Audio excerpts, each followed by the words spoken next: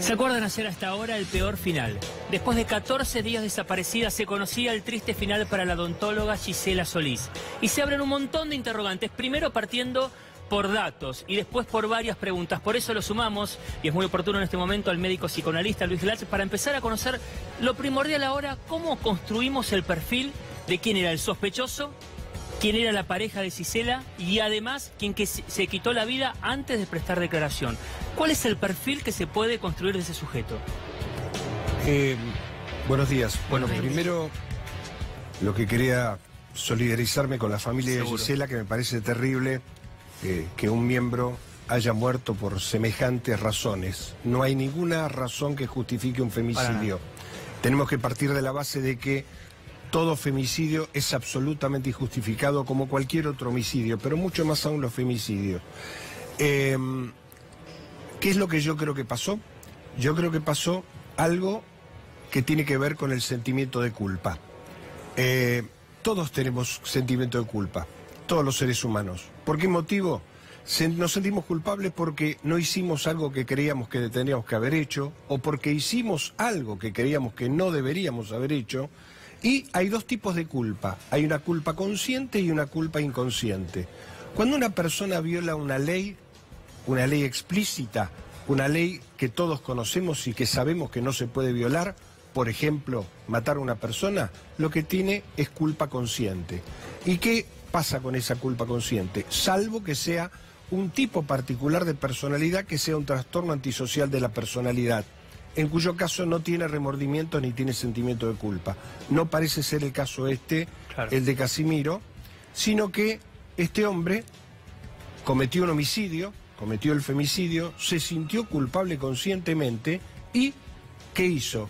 Intentó muy rudimentariamente ocultar el cuerpo de la mujer a quien asesinó, se refugió en un hotel y, para no enfrentar la ley y por una cuestión de culpa, decidió ponerle fin a su vida.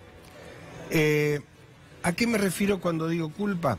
También al hecho de que muchas veces los seres humanos no respetamos éticamente al otro. La infidelidad no es una novedad, es algo que existió siempre, es algo que existe, etcétera, etcétera.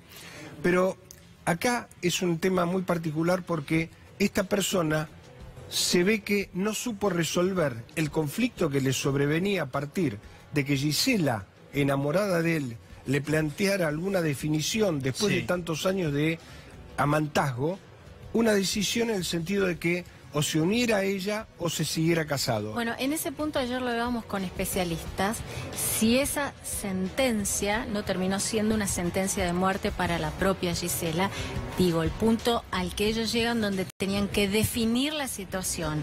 Gisela le da un plazo y le dice, tenemos que definir para un lado o para el otro, tenemos que definir. Y los especialistas decían, es como que fue un detonante para que él tomara esta terrible decisión de quitarle la vida.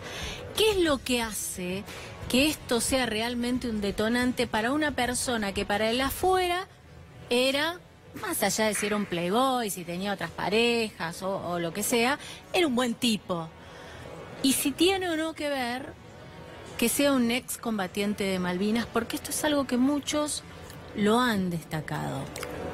Muchos hombres solemos posar de playboy, de canchero, de estar más allá de todo y de no tenerle miedo a nada, pero resulta que a la hora de tener que tomar decisiones, sea el de separarse, sea el de separarse de la esposa o sea el de separarse de Gisela, resulta que esta persona no tuvo la valentía que exigen esas circunstancias. Y cobardemente, ¿qué hizo?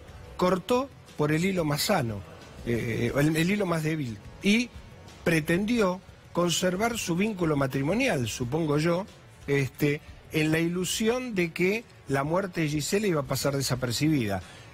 Lamentablemente, digamos, muchas veces en el pensamiento mágico de una persona, y perdón que voy a usar una frase que no es apropiada para esto, pero solemos pensar que muerto el perro se acabó la rabia. Algo así como, ¿de qué modo resuelvo este conflicto? Bueno, no puedo enfrentar a mi esposa diciéndole me quiero divorciar, o no puedo enfrentarla amorosamente a Gisela separándome de ella en buenos términos, sino que llegué a un punto donde la única solución, entre comillas, para resolver este conflicto es la metodología más cobarde, más loca, más despreciable, sí, que es matar a alguien que además ha tenido un vínculo de amor con esa persona. Si repasamos algunos datos, por ejemplo, utilizó la misma camioneta, la de todos los días, color amarilla, o sea que todos sabían que era él el que se podía trasladar, y después con el registro de cámaras de seguridad era fácil la ubicación. ¿Qué más? Según algunos testigos,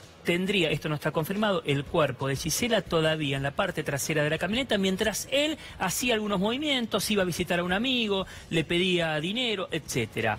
¿Esto qué análisis le lleva? ¿No planificó el hecho? ¿Lo fue resolviendo con el correr de los minutos? Eso me lleva a pensar que la mayoría de los casos de infidelidad se detectan por el teléfono celular. O sea que hay un sentimiento inconsciente de culpa por el cual alguien que cometió un delito inconscientemente hace cosas por las cuales termina entregándose. Hay una célebre novela escrita por Dostoyevsky en 1866 que se llama Crimen y Castigo. Sí. Es la historia de un joven que se llamaba Raskolnikov, que había pedido plata prestada a un usurero porque estaba fundido, no podía pagar su alojamiento, no tenía para comer, no podía pagar sus estudios, estaba solo porque su madre y su hermana vivían en otra ciudad que no era San Petersburgo. Y entonces, ¿cuál fue la solución que encontró Raskolnikov? Mató al usurero pensando de que esto iba a resolverle los conflictos. Obviamente lo que muestra Dostoyevsky allí es que una vez que se extinguió, porque pudo escapar de la policía, pero estuvo atormentado por el sentimiento de culpa. Y muchas veces, cuando el sentimiento de culpa es consciente, lleva a cabo un sujeto lo que hizo Casimiro, que es pegarse un tiro porque se sintió abrumado por la culpa y además yo creo que un poco psicopáticamente quiso evitar enfrentar la ley, ir preso, sabía lo que le esperaba.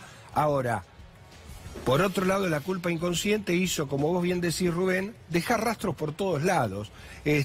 ¿Por qué? Porque el sentimiento de culpa siempre nos hace hacer esas cosas. Pero es un psicópata, a ver, uno no entra en el pensamiento actuar de semejante manera. Después, ¿cómo fue hallado el cuerpo de Gisela? Enterrado 40 centímetros. Actuó en todo momento como un psicópata, en ese sentido, muy frío. Y hasta el por final eso muy yo frío le preguntaba también. Es una mezcla. Lo del excombatiente de Malvinas, y no quiero decir con esto que no se entienda de que todos los excombatientes van a llevar adelante un crimen de esta manera, pero muchos hablaban de la frialdad con la que él se movió, teniendo en cuenta que ya había matado a Gisela, y la decisión final de quitarse la vida. Yo creo, mi interpretación personal, con los datos que cuento, es que han habido dos tiempos. Hay un momento donde él comete el homicidio, donde actúa como un frío psicópata sin culpa. Claro. La mata sin culpa. Después de haberla matado, siente culpa y por el producto de esa culpa consciente pone fin a su vida. En el momento de cometer un homicidio, una persona no puede sentir culpa. Uno no puede sentir que le va a quitar la vida a una persona con un grado de indiferencia absoluto, salvo que sea un trastorno antisocial de la personalidad, al estilo de Robledo Puig, que cometía asesinatos seriales con frialdad, sin remordimiento. Pero esta persona no parece tener ningún antecedente que explique una estructura caracterológica de esta modalidad. Ahora, que él haya participado de la Guerra de las Malvinas, no sabemos si mató gente, si formó parte de apoyo en qué rubro del ejército.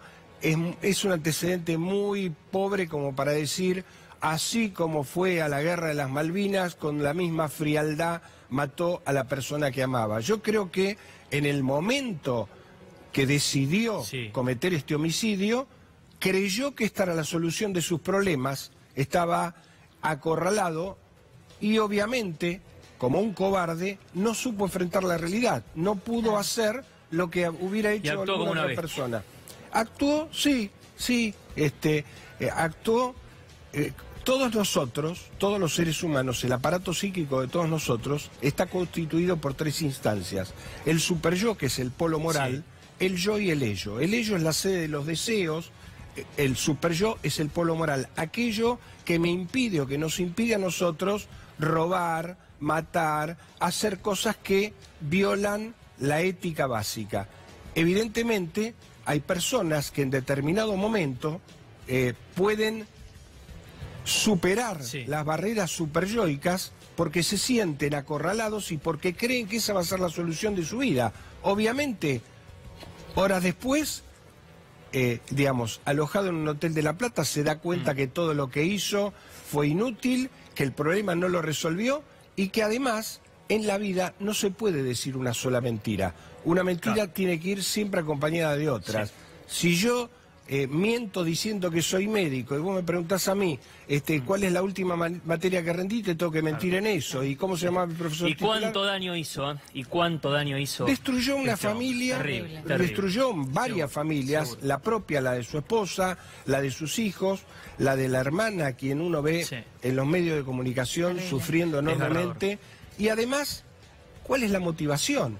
Porque si yo puedo disociar la historia y lo escucho a Casimiro y la escucho a Gisela, si la pudiera revivir a Gisela, estoy seguro que ella tuvo una historia de amor con esta persona. No es que eran enemigos formidables, sino que una historia de amor, una pasión termina de este modo. Es una locura. Lo que pasa es que, bueno, esto a mi manera de entender muestra un rasgo en el cual los hombres solemos ser mucho más pusilánimes que las mujeres. Yo creo que una mujer en la misma situación, yo creo que en general una mujer en la misma situación, en que tiene una dualidad afectiva, que está casada y se enamora de otro hombre, no tiene ningún problema en ser honesta y decirle al marido, me enamoré de otro hombre, me quiero separar. Los hombres posamos de cancheros, posamos de machos, pero somos en general mucho más pusilánimes y somos capaces de tener una doble vida, producto más de la pusilanimidad que de la valentía. Y no perder nada, porque Casimiro no quiso perder nada, aunque terminó perdiendo, ¿no?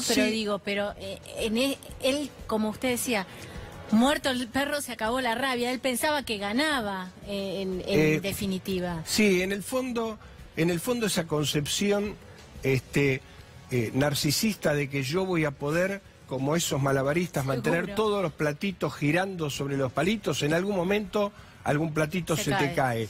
Lo mismo pasa en la vida cotidiana. Hoy en día uno lo ve en el consultorio y la famosa película italiana donde los medios de comunicación, los teléfonos hacen que de algún modo el sentimiento de culpa lo actuemos y trasciende lo que creemos que vamos a poder mantener oculto. Yo creo que primero tenemos que pensar que alguien que tenía ese estilo de vida, de algún modo tenía una mirada despreciable hacia las mujeres. No solamente, digamos, porque termina cometiendo un femicidio, sino porque además no supo respetar el amor que Gisela seguramente sentía por él y el amor o la sumisión o la tolerancia que su esposa tuvo para con él, ¿no? Doctor, como siempre, muchas gracias. No, al contrario, buenos días. Muy amable.